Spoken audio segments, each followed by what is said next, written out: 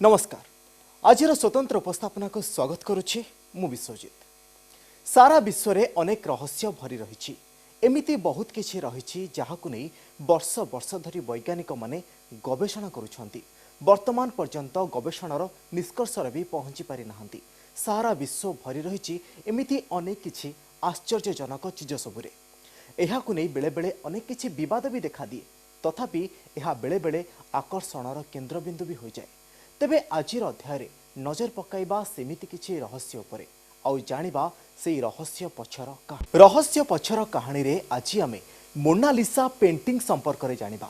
विश्वर सबुठारु दामी और रहस्यमय पेंटिंग हेउछि मोनालिसा पेंटिंग। एहार रहस्यमय दिगटी हेउछि पेंटिंग को विभिन्न एंगल रु देखिले एहा भिन्न भिन्न रूप रे देखा दे। आपण जानि आश्चर्य हेबे जे एही पेंटिंग टी बारंबार आक्रमणर शिकार होइछि। केतेबेले एहाकू एसिड बाण होइछि तो आउ केतेबेले एही पेंटिंग को पत्थर फिंगा जाए नष्ट करने को भी चेष्टा करा जायछि। वीवीआई भली एही पेंटिंग को सुरक्षा देवा पाई बुलेट प्रूफ काचर बंधनी रे एहाकू सुरक्षित भाव रखा जायछि। फोटोर बाम हाथर कोहणी पाखरे थिबा धला चिन्ह पत्थर आघात रे होइछि। एही पेंटिंग रे कोन रहस्य लुचि रहिछि, कोन पाई एही पेंटिंग टी विश्वर सबुठारु चर्चित पेंटिंग आ वर्तमान पर्यंत एही पेंटिंग रो कोनोसी मूल्यांकन भी करा जाउ नाही। किए से विचित्र चित्रकर जे आंकिछि एभली रहस्यमय छवि, ए समस्त प्रश्नर उत्तर आपण मानक पाई रहिछि। आसंत देखिबा। संसार रे एमिति खूब कम लोक जन्म नियंती जहांको तांको कला पाई वर्ष वर्ष धरी मने रखा जाए। सेमानंक मध्यरु जणे हेउछंती चित्रकर लियोनार्डो डा विंसी। एही चित्रकरंकु जेतेबेले 51 वर्ष होइथाए से चित्र आंकंती। चित्रटी पुणी जणे नारींकर। सेही नारींकु सारा विश्व मोनालिसा नाम जाने। मात्र रहस्यर कथा हेउछि कि मोनालिसा एक अपभ्रंश शब्द। लियोनार्डो बनाइथिबा चित्रर नाम वास्तव में मोनालिसा, जार अर्थ इटाली रे माई लेडी बा मो नारी। लियोनार्डो डा विंसी इटालीर विंसी नामक एक सहर रे जन्म नेथिबारु तांकर एपरी नाम होइछि। मोनालिसा पेंटिंग लियोनार्डोंकर एक अतुलनीय कृति। एहा एक प्रकार पतला काठ कैनभास रे अंका जाइथिबा हाफ लेंथ विशिष्ट पोर्ट्रेट पेंटिंग। एहाको विश्वर सबुठु दामी पेंटिंग बोली कहा जाए। एही पेंटिंग टी केबे तयारी होइथिला से नै कोनोसी सठिक तथ्य नाही। केतेक कहती 1503 रे एही पेंटिंग काम आरंभ होई 1506 रे सरीथिला। से बळी भाबे आउ केतेकंक मंतरे पेंटिंग टी 1513 रे आरंभ होई 1519 रे शेष होइतिला। लियोनार्डोंकर मृत्यु हेबा फल रे फोटोटी संपूर्ण तयारी न होई अधारे रहिछि बोली अनेक मत दियंती। We could just take that varnish off. We could see it the way Leonardo really did it.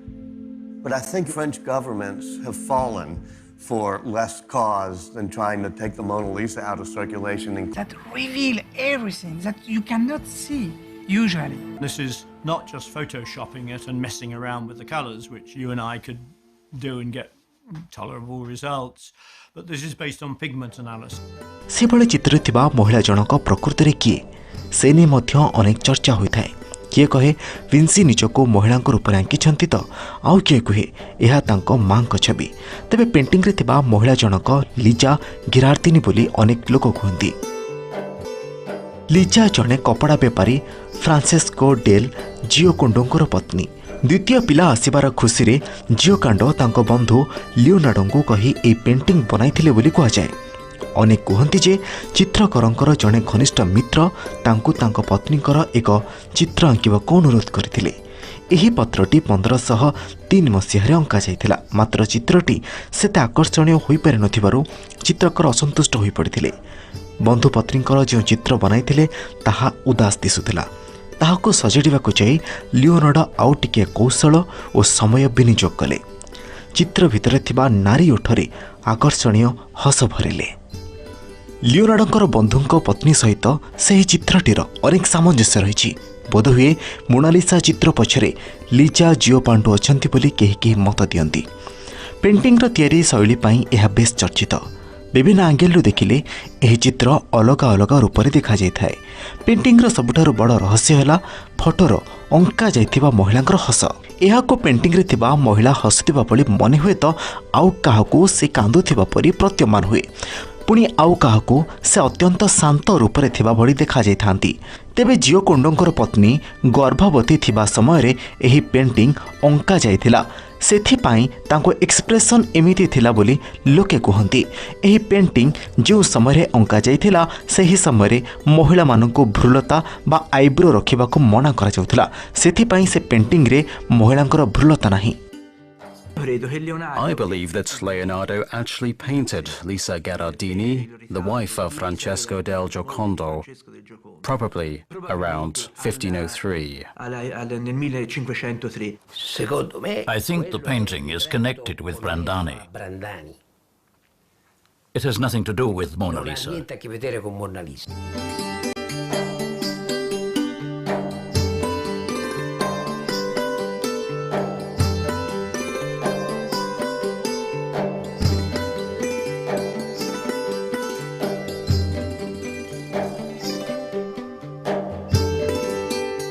ଏହି ଚିତ୍ରଟିର ମହତ୍ତ୍ୱ ହେଉଛି ନାରୀ ଜଣଙ୍କର ହସ। କୁହାଯାଏ ମୋନାଲିସାଙ୍କର ଓଠର ହସ ହେଉଛି ଦୁନିଆର ସବୁଠୁ ସୁନ୍ଦର ହସ। ଏହି ଚିତ୍ରଟିକୁ ବିଭିନ୍ନ କୋଣରୁ ଦେଖିଲେ ହସ ପରିବର୍ତ୍ତନ ହେବା ପରି ଦିଶେ। ଏହାକୁ ନେଇ ଅନେକ ଗବେଷକ ଭିନ୍ନ ଭିନ୍ନ ଗବେଷଣା କରିଛନ୍ତି, ହେଲେ ଚିତ୍ର ପଛର ରହସ୍ୟ ଏଯାଏଁ ବି ସମ୍ପୂର୍ଣ୍ଣ ସ୍ପଷ୍ଟ। ଜାଣିବାକୁ ମିଳୁଛି ଯେ ଏହି ଚିତ୍ରଟିକୁ ସାଧାରଣ ଚିତ୍ର ପରି କୌଣସି କାଗଜ ନୁହେଁ ବରଂ କାଠରେ ବନାଯାଇଥିଲା। 2005 ମସିହାରେ ଜଣେ ଗବେଷକ ଏହି ଚିତ୍ରଟିର ଭିନ୍ନ ଭିନ୍ନ ଫଟୋକପି ବାହାର କରି ଯେଉଁ ସୂଚନା ଦେଇଛନ୍ତି ତାହା ଅତ୍ୟନ୍ତ ରୋଚକ। ଗବେଷକଙ୍କର କହିବା ଅନୁଯାୟୀ ମୋନାଲିସା ପେଣ୍ଟିଂ ପଛରେ ଏକ ଏଲିୟନର ଚେହେରା ଲୁଚି ରହିଛି। ଆହୁରି ଆଶ୍ଚର୍ଯ୍ୟ କରିଦେବା ଭଳି କଥା ହେଲା, ପେଣ୍ଟିଂଟିକୁ ବାମ ଓ ଡାହାଣରୁ ଯୋଡ଼ିଲେ ଏହାର ସଂଯୋଗ ସ୍ଥଳରେ ଏକ କାଳ୍ପନିକ ଜୀବର ଛବି ଉଙ୍କି ମାରେ, ଯାହାକୁ ଲୋକେ ଏଲିୟନ ବୋଲି ଦାବି କରନ୍ତି। ଏହି ପେଣ୍ଟିଂରେ ଇଟାଲୀୟ ଭାଷାରେ ଲେଖାଯାଇଛି ଲା ଫ୍ରିସ୍ତୋ ସି ଟ୍ରୋଭାସ୍କ୍ୟୁ, ଯାହାର ଅର୍ଥ ହେଲା ଉତ୍ତର ଏଇଠି ଅଛି। ତେବେ ଲିଓନାର୍ଡୋ ଏଥିରେ କେଉଁ ପ୍ରଶ୍ନର ଉତ୍ତର ଚାହିଁଛନ୍ତି ତାହାକୁ କେହି ବି ଜାଣନ୍ତି ନାହିଁ।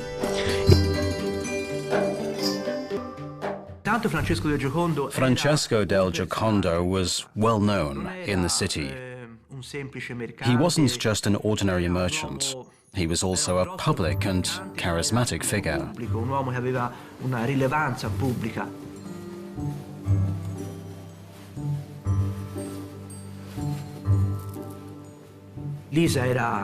Lisa was very young, and Vasari defines her as very beautiful too.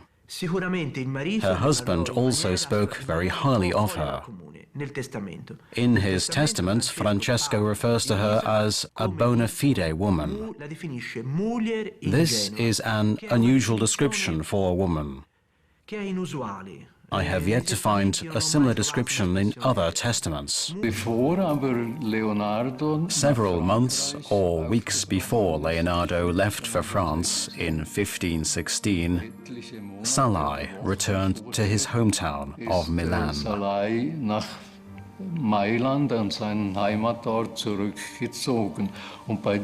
On the occasion, he must have received several paintings from Leonardo. Presumably incomplete works. A painting appears in his estate that is referred to as La Gioconda. ଏଥିସହିତ କିଛି ବୈଜ୍ଞାନିକଙ୍କର କହିବା କଥା ହେଲା, Leonardo ନିଜ ମାଙ୍କୁ ମନେ ପକାଇ ଏହି ଚିତ୍ରଟି ଆଙ୍କିଛନ୍ତି, କାହିଁକି ନା ଏହି ଚିତ୍ରଟିର ମୁହଁ ଲିଓନାର୍ଡୋ ମାଙ୍କ ମୁହଁ ସହିତ ପାଖାପାଖି ମିଶେ। ବାସ୍ତବରେ ମୋନାଲିସା ଚିତ୍ର ପଛର ସେହି ଝିଅଟି କିଏ ଆଜି ପର୍ଯ୍ୟନ୍ତ ତାହା ପ୍ରମାଣିତ ହୋଇପାରି ନାହିଁ। ଆପଣ ଜାଣି ଆଶ୍ଚର୍ଯ୍ୟ ହେବେ ଯେ ଏହି ଫଟୋଟିକୁ ନଷ୍ଟ କରିଦେବା ପାଇଁ ଅନେକ ଯୋଜନା ହୋଇଥିଲା। ଫ୍ରାନ୍ସର ଲୋଭର ମ୍ୟୁଜିୟମରେ ରଖାଯାଇଥିବା ବେଳେ ଏହି ପେଣ୍ଟିଂକୁ ଜଣେ ଚୋରି କରି ନେଇଯାଇଥିଲେ, ପରେ ଏହା ଧରାପଡ଼ିଥିଲା। ପୁଣି 1956ରେ ଜଣେ ବ୍ୟକ୍ତି ଏହାକୁ एसिड फिंगी नष्ट करने को चेष्टा करथिले, सेथिरु भी पेंटिंगटी रक्षा पाई जाइथिला। आउ थरे जने व्यक्ति पेंटिंग उपर को पत्थर फिंगिथिले, एही पत्थर बाजी पेंटिंगटी सामान्य खंडिया भी हो जाइछि। तेबे बारंबार आक्रमण फल पेंटिंगटी को सुरक्षा देबा पाई बुलेट प्रूफ ग्लास लगा जाय एहाकु बंधाई करा जाइछि। एही पेंटिंगटी को नै कहा जाय जदि आपण खुशी अछंती तेबे एही पेंटिंग रे थिबा महिलांकर चित्र आपनकु हसुथिबा भली लागिबो। आउ जदि आपणकर मन दुख अच्छी तेबे पेंटिंग रो चेहरा उदास थिबा परि मन हेबो। प्रकृत रे एही पेंटिंग रो नाम मोनालिसा नुहे, ଏହା ହେଉଛି ମୋନାଲିଜା। ଇଟାଲୀୟ ଭାଷାରେ ମୋନାଲିଜାର ଅର୍ଥ ହେଉଛି ମାଇ ଲେଡି ବା ମୋ ପ୍ରେୟସୀ। ଏହି ପେଣ୍ଟିଂଟି ଫ୍ରାନ୍ସର କିମ୍ବଦନ୍ତୀ ଶାସକ ନେପୋଲିଅନ୍ ବୋନାପାର୍ଟଙ୍କୁ ଖୁବ୍ ପସନ୍ଦ ଆସିଥିଲା। ଏଥିପାଇଁ ସେ ଏହାକୁ ନିଜ ପ୍ରସାଦର ଏକ ବିଶେଷ ସ୍ଥାନରେ ଟାଙ୍ଗିଥିଲେ। କୋହିନୂର ହୀରା, ଏହାର ନାମ ଯେମିତି ଏହାର ମୂଲ୍ୟ ବି ସେମିତି। ଦୁନିଆର ସବୁଠାରୁ ଦାମୀ ହୀରା ହେଉଛି କୋହିନୂର ହୀରା। ଲକ୍ଷେ ନୁହେଁ କି କୋଟି ନୁହେଁ, ଆରବ ମୂଲ୍ୟର ଏହି ହୀରାକୁ ନେଇ ଅନେକ କିଛି ରହସ୍ୟ ରହିଛି। ଅନେକ ସମୟରେ ଅନେକ ବାଦ ବିବାଦ ବି ଦେଖାଯାଇଛି। ବ୍ରିଟେନ ମ୍ୟୁଜିୟମରେ ଥିବା ଏହି ହୀରା ପ୍ରକୃତରେ କାହାର, ତାକୁ ନେଇ ଚାଲିଛି ଟଣା ଓଟରା। ପାକିସ୍ତାନ, ବାଂଲାଦେଶ ଏମିତିକି ଦକ୍ଷିଣ କୋରିଆର ବି ଏହି କୋହିନୂର ସେମାନଙ୍କର ବୋଲି ସେମାନେ ଦାବି କରୁଛନ୍ତି। ଭାରତରୁ ଯାଇଥିବା 5000 ବର୍ଷ ତଳର ଏହି ହୀରାକୁ ନେଇ ଏବେ ବି ଚାଲିଛି ତର୍ଜମା। ବ୍ରିଟିଶର୍ସ ମାନେ ଭାରତର ଏହି ସର୍ବପୁରାତନ ଆଉ ଦୁର୍ମୂଲ୍ୟ ହୀରାକୁ ତାଙ୍କ ଦେଶକୁ ନେଇଯାଇଛନ୍ତି। କେବେ ଏହାର ସମାଧାନ ହେବ କାହାକୁ ଜଣା ନାହିଁ। ଶେଷରେ କେଉଁ ଦେଶ ହେବ କୋହିନୂରର ମାଲିକ ତାହା ଏବେ ବି ଅଜଣା। ଏହି ସ୍ପେଶାଲ ରିପୋର୍ଟ ଦେଖିବା କୋହିନୂରର ପୁରା କାହାଣୀ।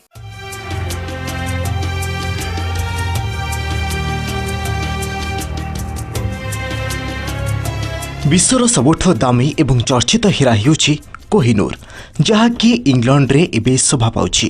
ଏହା ହେଉଛି ବିଶ୍ୱର ଏପରି ଏକ ହୀରା ଯାହାକୁ ନେଇ ବହୁବାର ଯୁଦ୍ଧ ହୋଇଛି, ଯାହାର ମାଲିକାନାକୁ ନେଇ ସବୁବେଳେ ତର୍କ ବିତର୍କ ଲାଗି ରହିଥାଏ। ବିଶ୍ୱର 5ଟି ଦେଶ ଭାରତ, ପାକିସ୍ତାନ, ଆଫଗାନିସ୍ତାନ, ଇରାନ ଏବଂ ଇଂଲଣ୍ଡ ଏହାକୁ ନିଜର ସମ୍ପତ୍ତି ବୋଲି ଦାବି କରି ଆସୁଛନ୍ତି। ପୃଥିବୀର ବୃହତ୍ତମ ହୀରା ମଧ୍ୟରୁ କୋହିନୂର ଅନ୍ୟତମ। 105.6 କ୍ୟାରେଟ୍ ବିଶିଷ୍ଟ ଏବଂ 21.12 ଗ୍ରାମ ଓଜନ ବିଶିଷ୍ଟ ଏହି କୋହିନୂର ହୀରା ବିଶ୍ୱର ସର୍ବଶ୍ରେଷ୍ଠ ଏବଂ ଦୁର୍ମୂଲ୍ୟ ହୀରା ଭାବରେ ବିଚାର କରାଯାଏ। ଯଦି ଇତିହାସକୁ ଦେଖାଯାଏ ତେବେ ଏହା ଆନ୍ଧ୍ରପ୍ରଦେଶର କୃଷ୍ଣା ନଦୀକୂଳ କୋଲ୍ଲୁର ଖଣିରୁ ମିଳିଥିଲା। ଏହାକୁ ସେତେବେଳେ ମୋଗଲ ଆକ୍ରମଣକାରୀ ବାବର ନିଜ ଅକ୍ତିଆରକୁ ନେଇଯାଇଥିଲେ।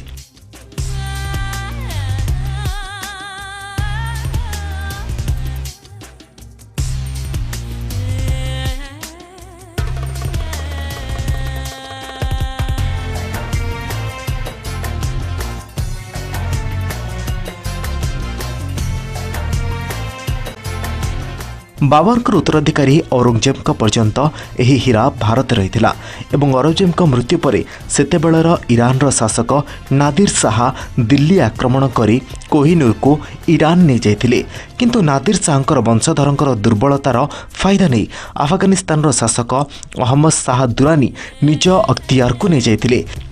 କିନ୍ତୁ ସେତେବେଳେ ପଞ୍ଜାବ କେଶରୀ ରଣଜିତ ସିଂ ଆଫଗାନିସ୍ତାନ ଉପରେ ଯୁଦ୍ଧ କରି କୋହିନୂରକୁ ପୁଣି ନିଜ ଅକ୍ତିଆରକୁ ଆଣିବାରେ ସଫଳ ହୋଇଥିଲେ। ଭାରତରୁ ବିଦେଶ ଯାଇଥିବା କୋହିନୂର ପୁଣି ଥରେ ନିଜ ଦେଶ ଫେରି ଆସିଥିଲା ରଣଜିତ ସିଂଙ୍କ ନେତୃତ୍ୱରେ। ରଣଜିତ ସିଂ ପ୍ରଭୁ ଜଗନ୍ନାଥଙ୍କର ଜଣେ ପରମ ଭକ୍ତ ଥିଲେ।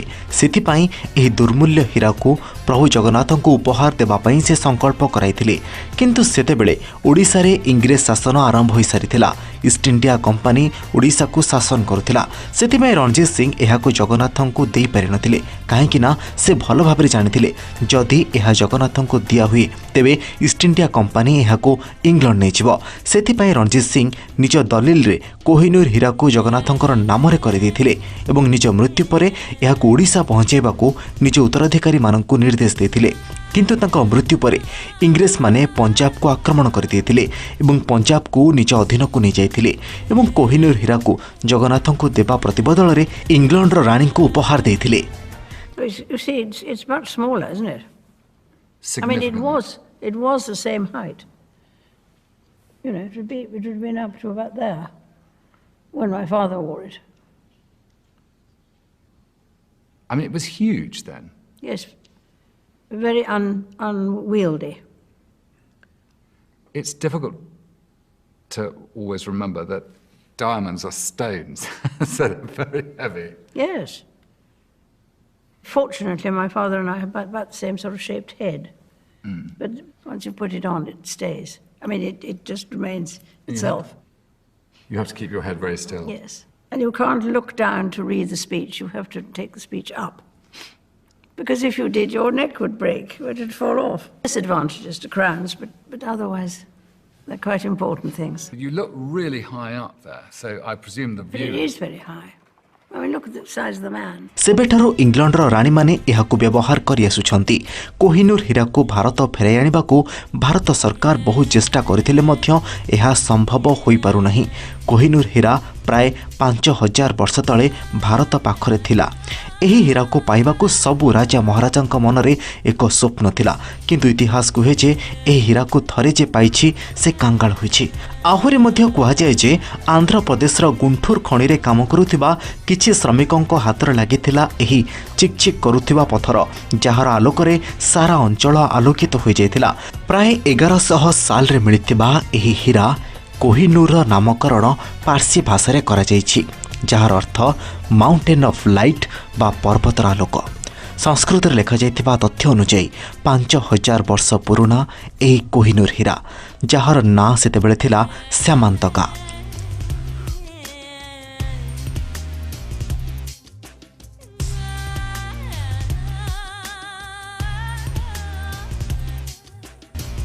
କୋହିନୂର ହୀରାକୁ ନେଇ ବିବାଦ ସ୍ୱାଧୀନତା ପରଠୁ ଆରମ୍ଭ ହୋଇଯାଇଥିଲା। ତେବେ ଏପ୍ରିଲ 2016ରେ ଭାରତ ସରକାର ମାନନୀୟ ସୁପ୍ରିମକୋର୍ଟକୁ ଜଣାଇଥିଲେ ଯେ କୋହିନୂର ହୀରା ଭାରତରୁ ଜୋର ଜବରଦସ୍ତି କରି କିମ୍ବା ଚୋରି କରି ବ୍ରିଟିଶ ସରକାର ନେଇନାହିଁ। ଏହା ମହାରାଜା ରଣଜିତ ସିଂଙ୍କର ପୁତ୍ର ବ୍ରିଟିଶ ସରକାରଙ୍କୁ ଉପହାର ଦେଇଥିଲେ। ପୁରାତତ୍ତ୍ୱ ବିଭାଗ ଭାରତ ସରକାର ଦେଇଥିବା ଏକ RTIର ଉତ୍ତରକୁ ଲୋକଲୋଚନକୁ ଆଣିଥିଲା, ଯେଉଁଥିରେ କୁହାଯାଇଛି କୋହିନୂର ହୀରା ଦିଲ୍ଲୀପ ସିଂ ଇଂଲଣ୍ଡର ରାଣୀ ଭିକ୍ଟୋରିଆଙ୍କ ପାଖରେ ଆତ୍ମସମର୍ପଣ ସମୟରେ ଦେଇଥିଲେ। We have this incredible continuity in this country in the form of the coronation. Other countries still have a monarchy, but very, very few have a medieval, in fact, none has a medieval coronation in the way that we do, and that we have a collection of regalia that is used for that. Is astonishing. It is an amazing thing to see these objects, which in a way are very familiar to people from afar, but to see them up close like this, actually that proximity is extraordinary because you can really appreciate what astonishing objects they are. They're not just objects of tremendous beauty and skill and craftsmanship and so on. They are an expression of the way in which authority has worked in this country, the relationship between the sovereign and the subject. So there is a kind of an expression of all of our history in that relationship. Anil ଧୀରେ ଜଗନ୍ନାଥ ମନ୍ଦିର ସହିତ ଶିଖ ରାଜାମାନଙ୍କର ସମ୍ପୃକ୍ତିକୁ ନେଇ ବହୁ ଦିନରୁ ଗବେଷଣା କରି ଆସୁଥିଲେ। ଏହି ବିଷୟରେ ସେ କୁହନ୍ତି ଯେ ମହାରାଜା ରଣଜିତ ସିଂ 1939ରେ ନିଜର ନିଧନ ପୂର୍ବରୁ କୋହିନୂର ହୀରାକୁ ଜଗନ୍ନାଥ ମନ୍ଦିରକୁ ଦାନ କରିବାକୁ ଲିଖିତ ଆକାରରେ ଜଣାଇଥିଲେ। ଏହାର ପ୍ରମାଣ ରାଷ୍ଟ୍ରୀୟ ଅଭିଲେଖାଗାର ଦିଲ୍ଲୀରେ ଥିବା ଏକ ଚିଠିରୁ ମିଳିଥିଲା। ଚିଠିଟି ବ୍ରିଟିଶ ପଦାଧିକାରୀ T.A. ମାଡକ ତତ୍କାଳୀନ ଚିଫ୍ ସେକ୍ରେଟାରୀଙ୍କୁ ଲେଖିଛନ୍ତି। ଚିଠିରେ ଉଲ୍ଲେଖ କରାଯାଇଛି ମହାରାଜା ରଣଜିତ ସିଂ ଲାହୋରଠାରେ ମୃତ୍ୟୁବରଣ କରିଛନ୍ତି। ମୃତ୍ୟୁ ପୂର୍ବରୁ ତାଙ୍କ ଲିଖିତ ଇଚ୍ଛା ପ୍ରକାଶ କରି 50 ଲକ୍ଷ ଟଙ୍କାର ଧନରତ୍ନ ଓ ଜମି ଦାନ କରିଛନ୍ତି। ଏଥିରେ ଉଲ୍ଲେଖ କରାଯାଇଛି ମହାରାଜା ରଣଜିତ ସିଂ କୋହିନୂର ହୀରାକୁ ପୁରୀ ଜଗନ୍ନାଥ ମନ୍ଦିରକୁ ଦାନ ଆକାରରେ ଦେଇଛନ୍ତି। ଅନିଲ ଧୀର ଏହି ବିଷୟରେ ଅନେକ ତଥ୍ୟ ପ୍ରକାଶ କରି କହିଛନ୍ତି ମହାରାଜା ରଣଜିତ ସିଂ ସ୍ୱର୍ଣ୍ଣ ମନ୍ଦିରଠାରୁ ଅଧିକ ସୁନାରୂପା ପୁରୀ ଜଗନ୍ନାଥ ମନ୍ଦିରକୁ ଦାନ କରିଥିଲେ। ମହାରାଜା ଜଗନ୍ନାଥ ମନ୍ଦିର ଦର୍ଶନ ପାଇଁ ବହୁବାର ଆଶା ପ୍ରକାଶ କରିଥିଲେ, କିନ୍ତୁ ସୁରକ୍ଷା ଦୃଷ୍ଟିରୁ ଏତେ ଦୂର ଯାତ୍ରା ସଫଳ ହୋଇପାରିନଥିଲା। ମହାରାଜାଙ୍କର ମୃତ୍ୟୁର 10 ବର୍ଷ ପରେ ବ୍ରିଟିଶ ସରକାର ଲାହୋର ଚୁକ୍ତି ଅନ୍ତର୍ଗତ ମହାରାଜା ରଣଜିତ ସିଂଙ୍କର ପୁତ୍ର ଦିଲ୍ଲୀପ ସିଂଙ୍କଠାରୁ କୋହିନୂର ହୀରାକୁ ନେଇଯାଇଥିଲେ।